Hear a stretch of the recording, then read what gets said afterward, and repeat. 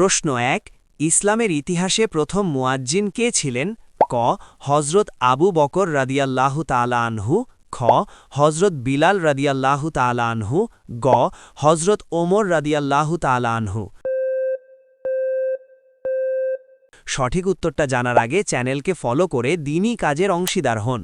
সঠিক উত্তরটি হবে খ হজরত বিলাল রাদিয়াল্লাহু তাআলা আনহু। হজরত বিলাল রাদিয়াল্লাহু তাআলা আনহুয়ের আজান শুনে সাহাবীদের চোখে পানি চলে আসত। প্রশ্ন ২ পবিত্র কাবা শরীফের গায়ে লাগানো কালো পাথরটির নাম কি? ক হাজরে সানি, খ হাজরে আসওয়াদ, গ হাজরে আবরার।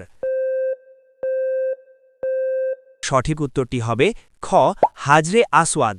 হাদিস অনুযায়ী এই পাথরটি যখন জান্নাত থেকে আনা হয়েছিল তখন তা দুধের চেয়েও সাদা ছিল।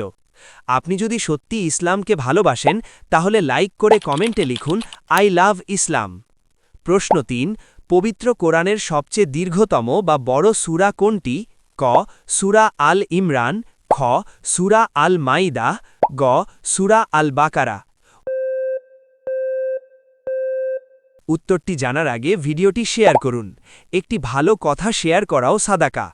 এই জ্ঞানটি শেয়ার করে আপনিও সাদাকায়ে জারিয়ার অংশীদার হন। আপনার হয়তো একটি শেয়ার হাজারো মানুষকে সঠিক পথে আনবে। সঠিক উত্তরটি হবে গ সূরা আল বাকারা। এই সূরাটিতে ২৮৬টি আয়াত রয়েছে এবং এটি মদিনায় অবতীর্ণ হয়েছে।